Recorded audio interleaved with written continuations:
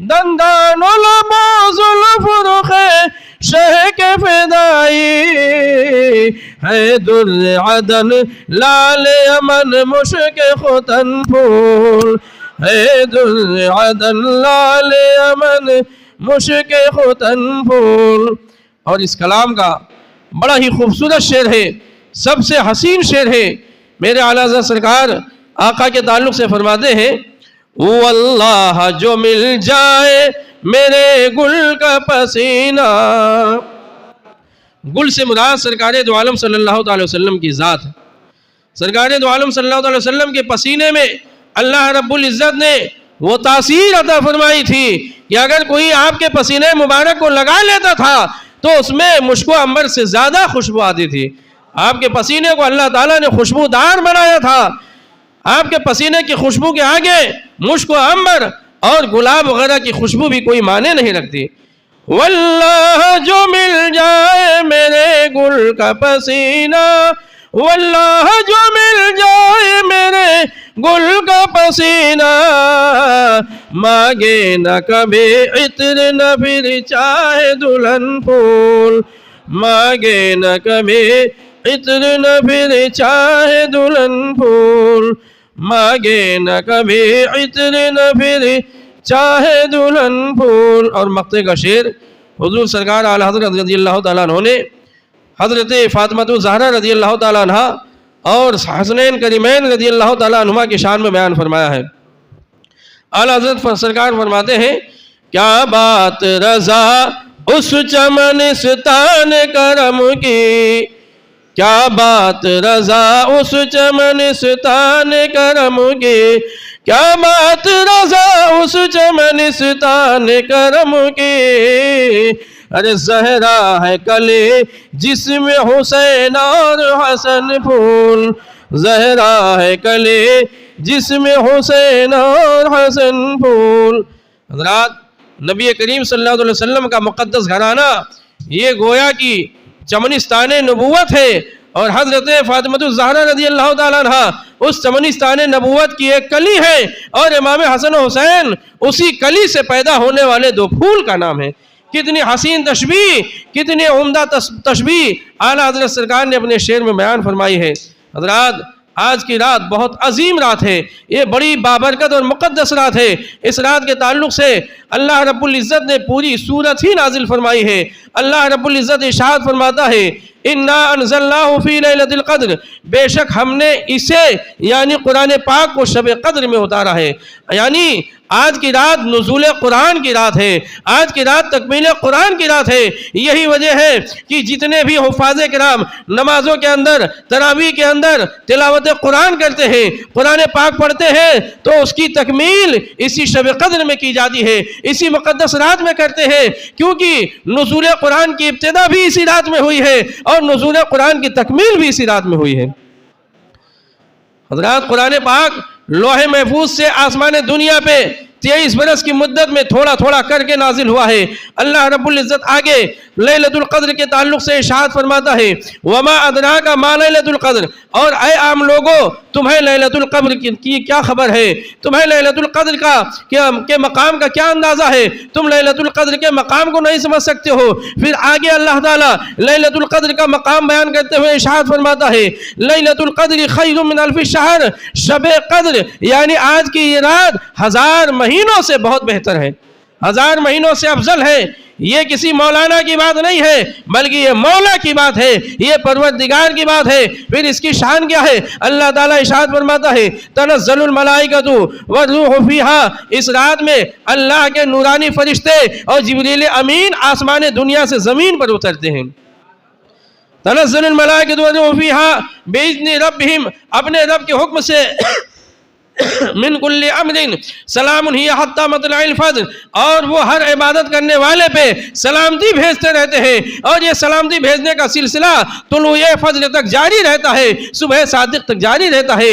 حضرات حدیث پاک میں آتا ہے کہ آج کی رات یعنی ماہ رمضان کی 27ویں رات کو مغرب کے بعد مغرب کے وقت ہی سے اللہ کی رحمتوں کا نزول شروع ہو جاتا ہے، رب کی رحمتوں کا برسنا شروع ہو جاتا ہے۔ اللہ رب العزت کی رحمتیں گنہگار بندوں کی طرف متوجہ ہو جاتی ہے۔ اللہ تعالیٰ اپنے گنہگار بندوں کی طرف متوجہ ہو کے ارشاد فرماتا ہے، اے میرے بندے، اے میرے گنہگار بندے، آج جو تو مانگنا چاہتا ہے مانگ لے۔ اگر تو اپنی بخشش مانگتا ہے تو تجھے بخش دیا جائے گا، تجھے بخشش عطا کی جائے گی۔ اگر بیماری سے شفا مانگتا ہے تو بیماری سے شفا دی جائے گی۔ اگر اولاد مانگتا ہے تو اولاد عطا کی جائے گی۔ اگر رزق میں برکت مانگتا ہے تو رزق میں برکت عطا کی جائے گی۔ رزق میں کشادگی مانگتا ہے تو رزق میں کشادگی عطا کی جائے گی۔ غرضے کی جو بھی جائز سوال کرے گا وہ سوال میں اس کا جواب میں عطا کرتا رہوں گا، وہ سوال میں پورا کرتا رہوں گا۔ میں جو ہے آج کے دن تجھے محروم نہیں رکھوں گا، بلکہ آج کی رات میری بخشش عام ہو چکی ہے، آج کی رات میری رحمتیں عام ہیں، آج کی رات ہر ایک کو میری رحمت سے حصہ ملنے والا ہے، ہر ایک کو میری رحمت سے سرشار ہونا ہے۔ حضرات، اللہ رب العزت نے یہ شب قدر کیوں عطا فرمائی ہے؟ یہ جو دیگر مہینوں میں بڑی بڑی راتیں ہیں، جیسے ماہ رجب میں شب معراج ہے، ماہ شعبان میں شب برات ہے، ماہ رمضان میں شب قدر ہے، یہ بڑی بڑی مقدس راتیں اللہ تعالیٰ نے ہمیں کیوں عطا فرمائی ہے؟ یہ بھی اللہ تعالیٰ کی بہت بڑی رحمت ہے، یہ بھی اللہ تعالیٰ کا فضل و کرم ہے۔ حضرات، اس امت سے پہلے جو امتیں گزری ہیں ان کی عمریں بڑی لمبی ہوا کرتی تھی، ان کی زندگی بڑی لمبی ہوا کرتی تھی، اور وہ جب لمبی زندگی ہوتی تھی تو ان کی عبادتیں بھی لمبی ہوتی تھی، ان کی نیکیاں بھی زیادہ ہوتی تھی، وہ زیادہ اللہ تعالیٰ کی عبادت کرتے تھے، زیادہ نیکیاں کرتے تھے۔ لیکن ہماری عمریں بہت کم ہیں، کسی کی عمر 50 سال، کسی کی 60 سال، کسی کی 70 سال، بہت زیادہ ہو گیا تو 100 سال۔ ہم ان امتوں کے برابر تو نیکیاں نہیں کر سکتے ہیں، ہم ان کے برابر عبادت نہیں کر سکتے ہیں، لیکن اللہ تعالیٰ نے اپنے محبوب کی امت پہ رحم کرتے ہوئے چند ایسی راتیں عطا فرما دی ہے کہ اگر ہم ان راتوں کی قدر کر لیں اور ہم ان میں عبادت کر لیں تو اللہ تعالیٰ ہمیں ان لمبی عمروں والی امتوں کے برابر ثواب عطا فرمائے گا۔ حدیث پاک میں آیا ہے، ایک حدیث میں تو اس طرح سے آتا ہے کہ حضرت ایوب علیہ السلام، حضرت زکریا علیہ السلام، حضرت حزقیل علیہ السلام اور حضرت یوشع علیہ السلام، ان 4 انبیاء کرام نے تقریباً 80 سال تک اللہ تعالیٰ کی عبادت کی ہے۔ جب جو ہے میرے نبی کو ان انبیاء کرام کی عبادت اور ریاضت کا حال معلوم ہوا تو میرے نبی نے تمنا کی کہ کاش کوئی رات ایسی مل جاتی جس رات کی عبادت کے صدقے میں، جس رات کی عبادت کی وجہ سے اللہ رب العزت میری امت کو یہ ثواب عطا فرما دیتا۔ تو اللہ رب العزت نے اپنے محبوب کی دل جوئی فرمائی، اپنے محبوب کی تمنا کو قبول فرمایا، اور اللہ تعالیٰ نے شب قدر جیسی عظیم رات عطا فرما کے اللہ تعالیٰ نے ہمیں 80 سال کی عبادت حاصل کرنے کا موقع عطا فرما دیا ہے۔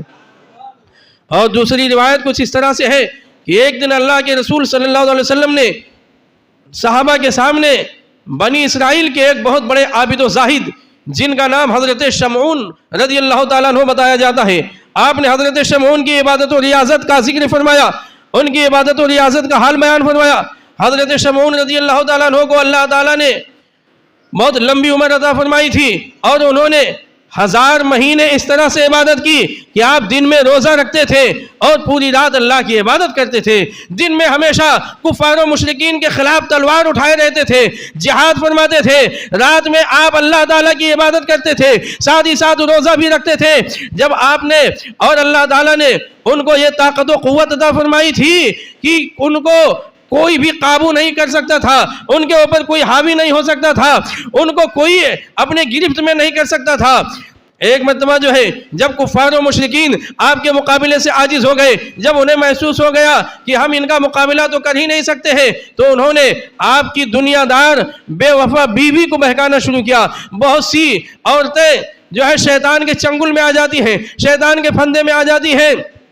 کفار و مشرکین نے کہا کہ جب یہ سوئیں تو ان کے پورے جسم کو رسی سے جکڑ دو، ان کے ہاتھ پاؤں کو رسی سے جکڑ کے میرے حوالے کر دو، ہم لوگ تمہیں انعام و اکرام سے مالا مال کر دیں گے، ہم تمہیں کافی پیسہ دیں گے۔ وہ لالچی بیوی ان کے چکر میں آ جاتی ہے، ان کے فیور میں آ جاتی ہے، اور جو ہے جب حضرت شمعون رضی اللہ تعالیٰ عنہ سوتے ہیں تو ان کے ہاتھ اور پاؤں کو خوب رسیوں سے جکڑ دیتی ہے۔ لیکن جب یہ بیدار ہوتے ہیں، ان کی آنکھیں کھلتی ہیں، تو آپ اپنی بیوی سے پوچھتے ہیں کہ ایسا کس لیے کیا ہے؟ ان کی بیوی کہتی ہے بہانہ بناتے ہوئے، بات بناتے ہوئے کہتی ہے میں تو آپ کے طاقت کا اندازہ کر رہی تھی، آپ کے طاقت کا اندازہ کر رہی تھی، آپ فوراً انگڑائی لیتے ہیں، فوراً وہ رسی ٹوٹ کے بکھر جاتی ہے، آپ آزاد ہو جاتے ہیں۔ پھر کچھ دنیا کے بعد کفار و مشرکین کہتے ہیں کہ جو ہے یہ حربہ تو ناکام ہو گیا، اب دوبارہ ان کو کسی طرح سے قابو میں کر کے میرے حوالے کر دو، کسی طرح سے ان کو جکڑ کے میرے حوالے کر دو۔